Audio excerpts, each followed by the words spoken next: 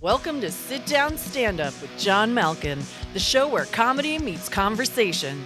Get ready for a ride full of laughs, stories from the stage, and possibly a few surprises. And now, here's your host, John Malkin. Welcome to Sit Down Stand Up with John Malkin. That is me. I am John Malkin. This is the show before Thanksgiving. And we have a new board, which is why we're a couple minutes late. So we have this incredible guest on, which I'm going to introduce in a second. But this new board got some sound effects. So wait, do that thing to my voice where I can talk. Can I do something like, yeah, go ahead. So this is my sexy voice if I want to talk like this. And then there's another one. Go ahead. And this is my unsexy voice, although some people might think it's sexy. So I'm just going to go with this.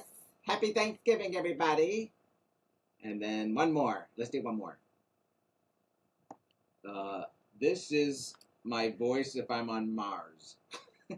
Okay, that's good. That's our board. That's our new board. Oh my God, we're having so much fun.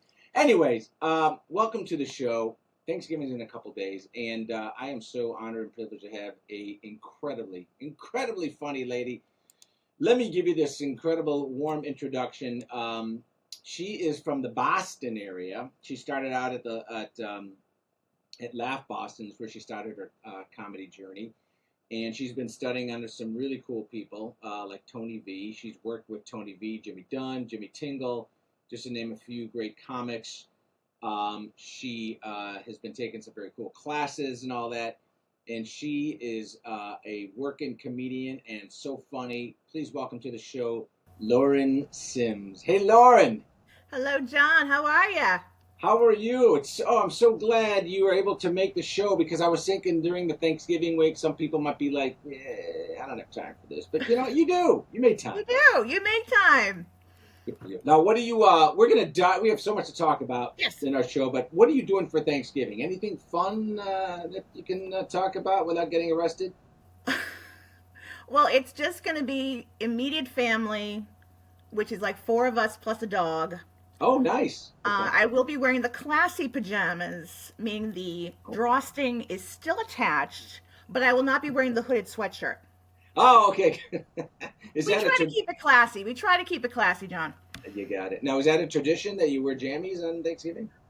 We started it in the last couple of years, especially with COVID and everything. It's like, and I mean, as I'm getting older, the holidays are getting easier. I know that sounds crazy, but I think it kind of helps that most of my family is dead or living out of state. Nice. Yes, yes. So it's like, there's no more stress. Good to There's have those no more options. stress. We sit at the table. We wear our jammies if we feel like it. Yes. And we have a wonderful dinner, and then we just veg out for the rest of the day. Well, Nice. you know what? Like I Less tell, stress. it's good to have three things during Thanksgiving: good company, good food, and stretchy pants. You So got that right. you're gonna sounds like you have that. Well, welcome to Sit Down Stand Up, and so you're from and you perform around the Boston area, correct? Yes, yes. I was born in Boston, but then I moved to the suburbs when I was 5 years old. Oh, okay. So you're a suburban Bostonian. Yes. Very cool. So I love finding out from comics. I want to because you've been a very busy lady, and you are very funny. I've got a chance to check out your material. You are really funny, and the audience loves you. You've got a great delivery. I love finding out how you got into stand up. So how long ago did you get into this wonderful world we call stand up? And take us through that journey because you started out at a really cool club called Laugh Boston. Mhm. Yeah. And so how did you all of a sudden wake up one day, and go, I'm going to do this? Well, I have loved stand up all my life. I had comedy albums when I was growing up. Right. I listened to them on my dad's stereo. And I used in the 80s and 90s when comedy was just exploding, especially stand up. I watched all the comedy shows. Right. I watched, Live at the Improv and Who'd you watch? Who were some of your famous favorite comics you used to watch? oh Lord, there were so many. I used to love oh my God, there were so many great ones that I saw, like, Bill Burr and, Right. Bill Hicks Yes. One of my all-time favorites growing Yes. up. And then I just started watching them and just watching and watching and watching. And I said, you know what? I would love to do that, but I'm like, no, not going to happen. Fast forward, Yeah. and I'm like 48 years old. Okay. Now or back then when you decided to get in? 48. You're 48 now. Oh, God bless you. I'm not 48. I'm 53. Oh, But I started you at look 48. a lot younger than 53, my friend. God bless you. I love this show so much. I was working in Boston, and I was out for a walk one day with my girlfriends, and I saw Laugh Boston. Right. And I went back to my desk. I looked it up, and I'm like, comedy club. Huh. And then I scroll down, You know. and they offered classes. Oh, there you go. Good for you. And I said, you know what? My life was very crazy back in 2019. So you had a lot of material that you knew you could talk about back in 20. Yeah, I mean, here's the funny thing. I mean, I hadn't been on stage since I was in high school in the school musical. Right. But I said to myself, you know, if I don't do this now, I'm going to regret it for the rest of my life. Wow, good for you. And that was my moment. I signed up, and Tony V was my teacher. Tony. Now, did he teach improv or did he teach stand-up? Stand-up. He taught stand-up. Okay. Yeah. And a good friend of the family, George McDonald, who's also a good friend of Tony's. When I told him, I said, hey, I'm taking stand-up lessons. He goes, who's your teacher? I said, Tony V. He goes, you got it. Oh, nice.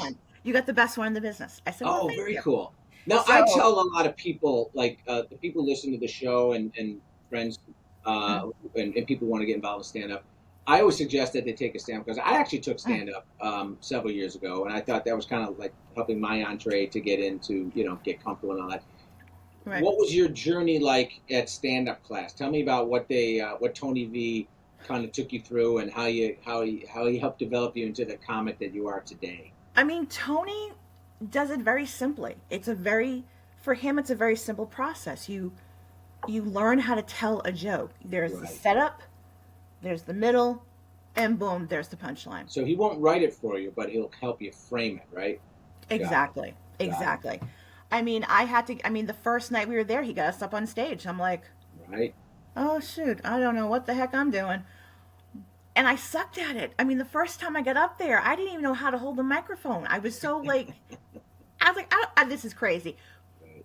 But I kept on going. Right. And kept on going. The classes were 6 weeks. We had level 1, 2, and 3. They were 6 weeks each. Right. After each 6-week session, we'd have a 5-minute set at a local club. It was Capo's in Southie. So you can invite your friends and family, and they come exactly check you out, right? Friends, and we just get up there and we do 5 minutes. Right. And the great thing was, after level 3, which was in February of 2020, COVID. So we were so doing you're about ready to hit the circuit. Yes. And then boom. So literally, when we had our last actual class, some of the people from Laugh Boston, Ryan Cott was there, and he actually booked some of the clubs that John Tobin books, and one of them was Nick's Comedy Stop, which, if you were a Boston comic, that was like Mecca. That was like the holy of holy places. And I said, you've made it if you hit it. Right. Got it. Tony had played there. We heard all the great stories and everything. And they said, because you've finished level 3, we'd like to give you this, graduation present, 5 minutes at Nick's. And we're like, wow. And we're just totally dying, right? That's awesome. So my session, my 5 minutes was on, I believe, March 7th. Which was COVID central at that time. I did my set. I was so excited. I got up on stage. I did it. I'm like, and the next morning I was like, this is it. We're going to start hitting the clubs and hitting the open mics, and we're going to start a career. 1 week later, the entire city of Boston shut down. Oh, my God. So the people... A week after that, the world shut down. The world shut down. So were people wearing masks at that time in the club? Or no, no one was we hadn't even hit that. We hadn't even hit that yet. Gotten there yet. Yeah. Nah, no, Wow. nothing's gonna happen. It's gonna be Oh fine. Yeah, man. no. And the funny thing was, we had all signed up for level 4. Oh, that was shut down. And then, we're talking to Tony. He's got us in like a group chat or whatever. And we're texting, we're messaging. He goes, it's just going to be a 2-week shutdown. We'll be fine. We're going to get going. Yeah. Yeah, right. The funny thing is, I don't think I ever got my refund for level Oh 4. no! All right, I can't remember if it Tony, happened or if you're not. listening, man, you owe But Lauren a few bucks. then it was, lockdown. We're home for like a year. And Oh, basically no, it right. was just trying to write, watch some more comedy specials, had nothing Yeah, else to do. perfect your craft. Exactly. And Yeah. then once the world started to reopen, then we started going back into, Giggles, which is in Saugus, which is Lenny Clark's baby right there. Okay. Him and his brother Mike run that place. And what they did was they pitched a tent in the parking lot to bring comedy back. See? We had Ingenious. Yes. So they spread people out. You're outside. Yes, You're feeling exactly. safer. People are feeling safer. They could go in and not die. And we all started to laugh again, which was great. And I met a really good friend from Facebook who actually had come to one of my graduation shows. We started a friendship over Facebook, and we started going to shows at Giggles. And we started meeting comics, and we started learning from the masters. And we struck up a friendship, and we've been friends for ever since. And now I'm going to be playing in his comedy room this weekend. I love it. All right, so before we start diving into some of your material, because I got to, you sent me some of your clips, and it's so freaking funny. Where can people find you? That's important that people are listening. They know where to go to find you. I mean, not your home address. I mean, on social media. You can give out your home address if you want. You might get some people. No, that's okay. You don't want to have to deal with my dog at the door. I'm on Facebook. I'm on Instagram. I'm on Threads now. And what's your handle? I'm so technical. Lauren Sims 71. SIMS. LAURENSIMS. Okay, that's where they come. That's where they find you. Okay, very cool. Well, you sent me some material that you did at a club, and China Blossom. Which was it? China Blossom, North Andover. China Blossom. That's a club. Yes, there's a comedy. They do comedy at a Chinese restaurant because comedy. Oh, and it was a Chinese restaurant. It didn't look like a comedy club. Come on, Chinese food comedy. They just go together hand in hand. People put that together all the time. They do. You watch a lot of the famous comedians, like back in the 70s. They're all talking about Chinese restaurants. Oh yeah, and Absolutely. It's run by a great guy, Chris Flayhive and CPF Productions. Okay. And they do comedy every weekend. I love it. Fantastic. You know what? That's a beauty about our little trade stand-up. I mean, you could do it anywhere, right? Yeah. I mean, I'm a musician. I played in bands and all that, but you need a certain room, you need a certain space and all that. But comedy, there was a gentleman on my show, Joe Garrick's, last week, and he runs a bunch of rooms out here in the New York area. And one of them is in a cigar bar, and he runs it on, I think, Tuesday nights.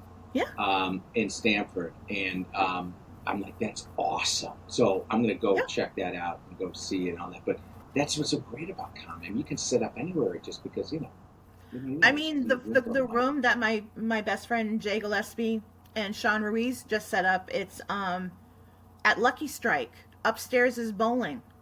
Downstairs is a fabulous bar and restaurant. Now, did you hear the pins crashing when you? No, you don't. That's the one good thing. But yeah, we're in like a bowling alley. I mean, it's a beautiful space downstairs. Bowling is upstairs, so once you finish comedy, go upstairs and do bowling. It's fun. Go throw a couple balls and then come back and laugh a little more. Oh, you can laugh at my bowl. You want to laugh? You can laugh at my bowl. You've never seen me. So you have this great bit. So you're from New England. So you're from the Boston area, and I was watching this one routine you were doing on autumn in New England, and which autumn in New England is. So I'm from Chicago originally, so I love, and we moved out here, many years ago. I love the Four Seasons, right? I like the hotel too, but I actually like the four we have actual four seasons. Yes, we do have 4 out here and all that.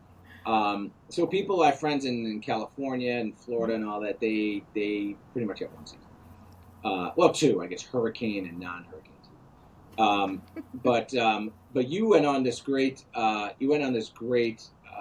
thread about autumn in New England and the fun, you call it the fun fall activities.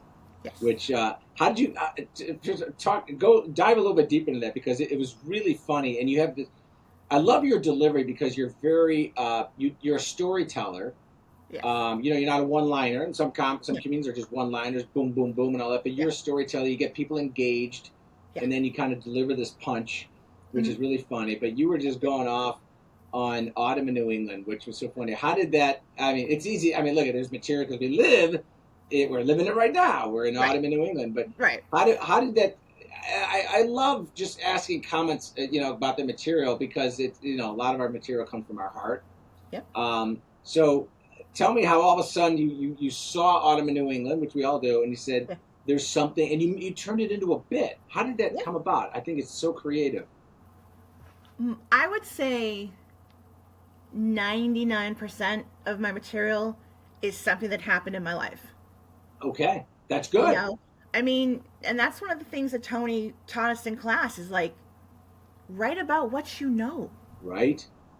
And Autumn in New England started, that whole bit was when my kids were little. Right. And we would go on these, do the we never picked the apples off the tree, but we went to the farm and stuff. We got the little pumpkin patches, everything. And you would just see it all the time. There's this one family melting down. You're spending like $900 on produce. And no matter when for us, whenever we would go, we would pick the hottest flipping day of the year. Even though it's fall. How do I plan this? I have no idea. So. I mean, I literally this year, and my girls are older now, they're 19 and 16, but we went to a local farm. I needed to pick up mums. That's it. I just needed 2 mums. You go through like the maze to get into the place. They have one of those mazes. There should just be a parking lot for, I'm just getting mums. Let me run in, get the mums, and I'll leave. I promise. I won't stay here all day. I'm packing out in East Sheboygan. I'm like, I just need 2 mums. So we're walking. Now, we got the stuff, and we're walking back to the car, and I see this family. Right. There's 4 of them. There's the mother, the father, 2 daughters, right? Right. And the father is just got this look, and I'm like, oh, I've seen that look before. Oh, yeah. It's been good. I can tell.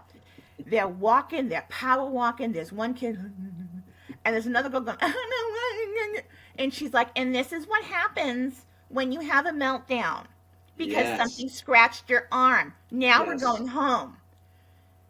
They had no pumpkins. They had no mums. They didn't even buy the apples. They just left. They just had a meltdown and left. See, the beauty about, I guess, taking your kids to a maze is that if they have a meltdown, you could leave, and if they somehow just disappear, you can tell the cops, hey, they were in the maze. I don't know. Well, I mean, I can't remember which clip I had sent you, but I think I might have expanded on it. But it's the mother who gets lockjaw.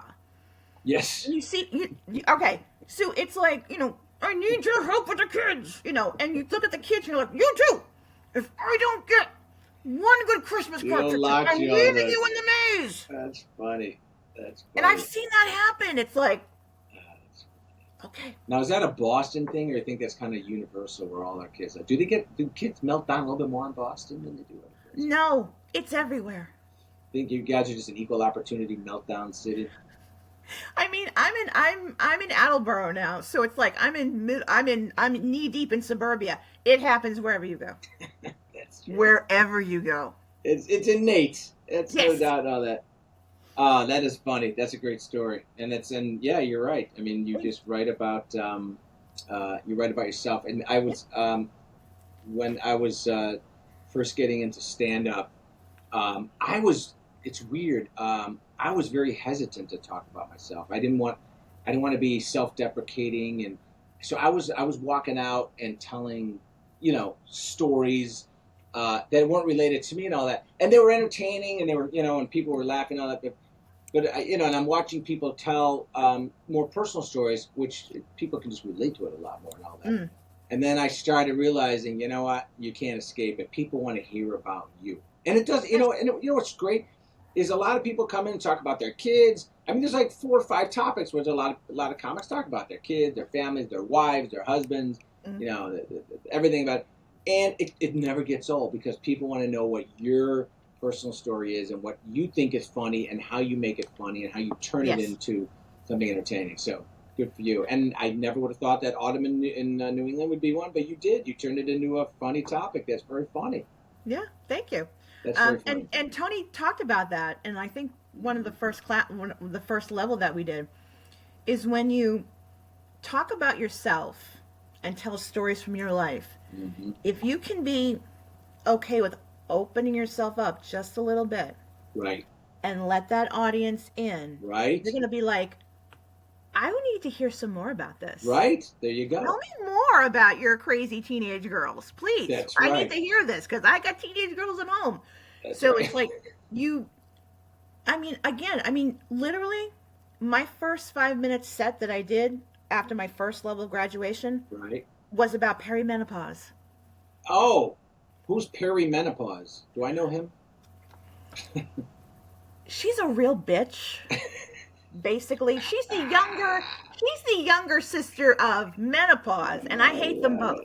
So Yeah. I have a wife, and she has not mentioned perimenopause before. Is that before you go into that before you go pro? That's like semi-pro. You got that right, yeah. Got it. Now, what's the difference between semi-pro and pro menopause?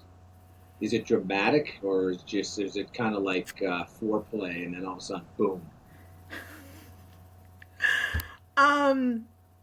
Perry, I think, is worse. I mean, I haven't been Really? I mean, I'm not the stuff that I'm going through now. Yeah. I mean, I could write a book. I mean, I have an old bit about perimenopause that I'm pulling out Oh, I'm after sure after the holidays. funny. Oh, And right. I'm gonna go to town I'm on gonna that let one that one because rip. I've Yeah. gotten so much more material Right. to Oh, yeah. add to it. So Oh. yeah, I mean, they Plus, call it the emotion you can add to that you're delivering. I mean, you're just delivering it from the heart, right? exactly because I'm living it. Like, You're living it I mean, on there was stage. one time I was at a show and I'm like, I think I'm having a hot flash. Can I take the sweater off? I don't think I can take my sweater Yeah, off. that's I think I'm having a hot flash. I had to go outside because I'm like, oh my now God. that's being as personal as you can when you're experiencing a hot flash with the audience. Doesn't Yes. get any more personal, Come on, right? let's go in the parking lot. Let's get some fresh air. Come on, it's gonna be fun. That's like a male comedian saying, like, I have jock itch right now. Let's just all share it. Let me just share it with you right now. I need to alleviate it.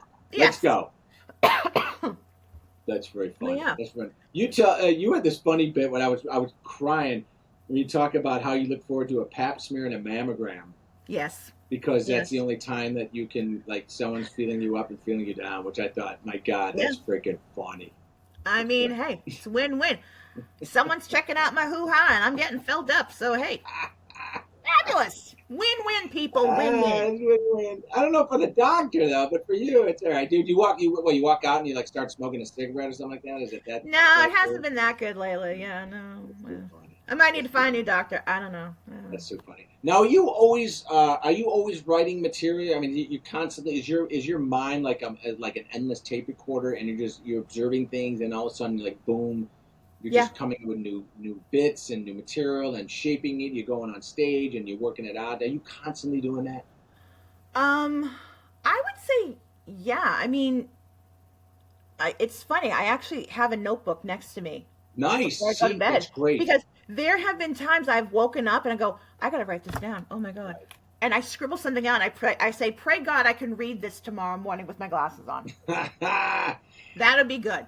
There's been times I've been looking at going, oh, damn it. I can't. Yeah. See, I keep an iPad by my desk or by my bed because I just, not for just comedy and all that, but just because I just have it when I go to bed and, like, I need something to help me go to sleep, whatever I'm doing, all that. Yeah. But it's beautiful. I'll wake up at like 3 a.m. and then, I open it up and, my wife looks over and just like, and I'm just I'm typing. I'm so like Old school. I mean, I actually send myself an email. I text myself. I know, I right? I Instead use of my just like a Facebook. memo, I'm just like I send myself an email. With me, it's if I don't write it down or if I don't send it to myself in some Right. fragmented form, it's gone. It's gone. Gone I forever. know. I know. And it's awful. Perimenopause. I There you know. go. Brain fog. There you go. Oh I yeah. love it. I love Yeah. it. So do you have some upcoming shows you want to tell our Yes. listeners about? What do you Yes, got I would coming love up, to. Lauren? So Saturday night, November 30th, I will be at Lucky Strike, which is at Assembly Row in Somerville, Mass, with the Ha Ha So you can Mafia. bowl and see some comedy. What time's your show? Exactly. And I'll be working with Jack Burke and the headliner Jason Merrill. Okay. What And time's the on show on Saturday night? 8 o'clock. AP. Okay. Yes. And on Thursday, December 19th, at the Luna Theater in Lowell, Massachusetts, Wow. I'll be with Mondo Comedy, Greg Bogus, Jay Gillespie, and my teacher, Tony V, will be our Tony headliner. V. And I believe that show is at 7:30. Very cool. Very cool. And that's all in the what towns are those in? Um, Luna Theater is in Lowell, Massachusetts, Lowell. Got it. and Lucky Strike is in Somerville, Mass. Now, how far outside Boston is that? I mean, so if someone lives in Boston, that's a little bit of a trip to come see you. Well, if you're in Boston and you're going to Somerville, not too far at all, Okay. and Lowell, half an hour. For me, I literally will drive 2 hours for a show. Right? That's how much we Because love I'm it. crazy. Because I'm crazy that way. I mean, I did a Oh, show God. this summer. I did a show, my first campground show this summer up at a campground in New Hampshire. I drove almost 3 hours. Wow. And then did your set and came home. Yeah. Wow. And I swear the road that the campground was on, I think Stephen King had written about it in a few of his books. There's material there. There's Oh, material scary. there. Was it what kind of campground? Was it like an RV park or was this a Yeah. Yeah. And they have comedy shows by the that's, pool. And that's a friend of mine goes there, and she's a summertime resident people and stuff. people love it, right? I Because it's know. It was, different. You know, I mean, what else do you do when you're sitting? I mean, honestly, it was a great show, great audience. The only drawback was that there were mosquitoes that were as big as my hand. Oh gosh, no, Kind of that's- crazy, but it was a yeah. great night. See, But that's I fun. will. I mean, Tony used to call it, he would say, when you're a comedian, you're a long haul trucker. Yes. You're gonna drive 2 hours for maybe 10 minutes of stage time, Right. and you're gonna go drive 2 hours home. That's what we do. That But is that's what what we do. I love it. And I love it. love it. My God. Well, it was such a pleasure having you on the show. There's a section of the show that I do with all my guests called repeat offenders. Okay, so Okay. I'm going to ask you 5 questions, and you're just going to give me the first answer that comes to your mind. Okay. Oh Lord, you didn't Don't say there was gonna be a overthink it. test. Oh yeah, no. Of course, I don't tell you this beforehand because otherwise you'd come off prepared. Okay. All right. If you can invite anyone over to your house for dinner, dead or alive, anyone over in the history of mankind, who would you invite over for dinner? Oh. Now, when I say dead, that means you're not inviting them over when they're dead. They just come back from the dead, and next thing, And they're okay. They're not like a zombie or anything. it's up to you. But nah, they No, I don't want to do zombie. Okay, if don't look like Beetlejuice. I mean, could it be like anybody? Anybody, Oh. any famous, not famous, anything, anyone. Oh, that is so hard. I mean, comedy wise, if I can't do like family because I'd have to have too many people at my house. Too many ghosts in my house. I would love Bill Hicks to be at dinner. Bill Hicks. Yes. That would be a funny I adored him in the 90s, and right? he had so much left Yes. to talk Yeah. about, and what he would be doing now would be Right. astronomical. But yeah, Okay. I'll go with Bill Hicks. Okay, love it. Okay, well, it kind of comes to the next question. Okay. Maybe Bill could be the answer to this, but if you can tour with any comic, dead or alive, even the ones that you grew up listening to and all that, who would you want to get on stage with? Oh. Open for? Oh, they have them open for you. Oh God. I'll go classic. I'll go vintage. Yes. Pat Cooper. Oh, no way. Good one. I met him. Him. Really? I did. He was performing in the North End of Boston, which is our little Italy. Yeah, I sure am familiar. And he was at the Fisherman's Feast. We have festivals in the summertime, and he was Right. there. And it was raining, and I brought my album, He signed your album. Spaghetti Sauce and Other Italian Delights, and I had him sign it. And you still have it to this day? Yes, I do. Yes. That's fantastic. Good food. Wow, there's a name. Wow. Okay, here we go. And I guess you can do this with a comic too, but yeah, maybe a little more personal if you want to get really even with someone. But if you were a ghost, who would you spend the most time hunting? Anyone in particular that you want to go on the record, or just go, I'm going to pass, or it could be a relative, anyone that you want to just make their life miserable? Oh, I think I might have to pass. I'm going to get myself into too much trouble. Okay. What I usually say, see this? Yeah. This is my big Sicilian mouth. It gets me into a lot of trouble, but oh, it's so very effective. You got that big Italian boot that goes in that big Sicilian mouth. Is that what you're saying? Yeah, I might get in trouble with that question. Next one. All right, next question then. If a genie gave you one wish, Lauren, what would you wish for? Oh, God. Anything. Oh.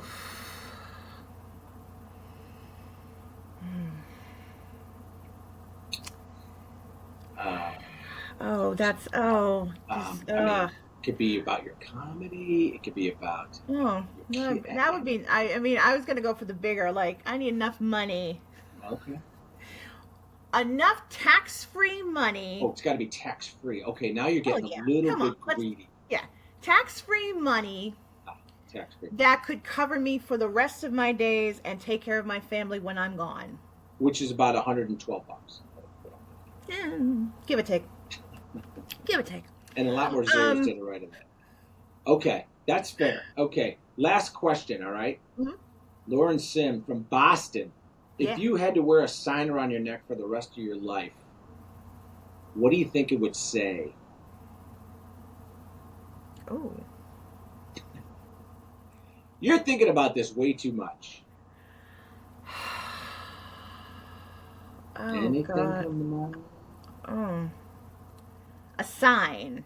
Yeah, just a message that you're just, some people see you and it's like, yeah, it's not. She's wearing that sign. Oh, God. These are good questions, John. Jeez, They are good Louise. questions. Maybe I should send them in advance. But it's actually more fun to... Oh, God. I hope I make you smile, but I definitely hope I make you laugh. There you go. But I have to make either the font small, or you can have like a two-sided sign. There you go. That's good. That's a good message. Good for you. Thanks. For you. Well, this is fun. It looks like you're in your house here. I'm looking at, people who are listening on the radio, they can't see. I'm actually looking at Lauren, and when we get the show done, our producer here, Jackson, is going to work his magic and then add the intro and the outro, edit it down, whatever we do. I don't know. I don't know anything about this stuff. I'm just looking at Jackson. And then we're going to post a show on my YouTube channel at John Malkin Live. And that's where we just launched this channel. This thing called, Lauren, there's this thing called YouTube. Oh, yes. It's brand new. It's got all this content. It's bizarre. All this content is on it. It's so crazy.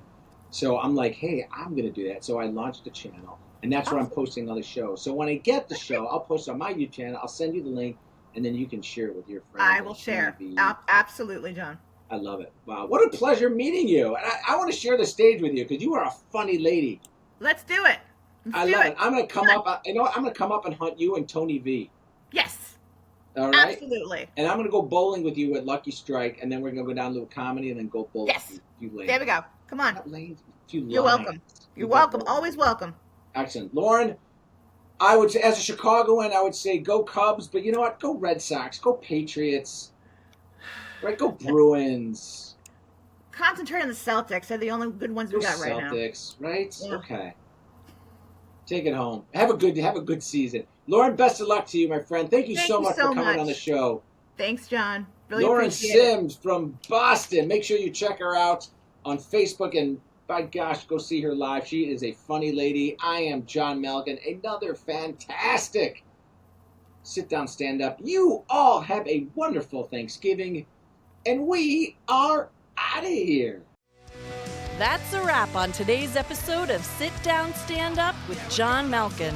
Make sure to follow John on social media at John Malkin Live. See you next time, and don't forget to think while you laugh.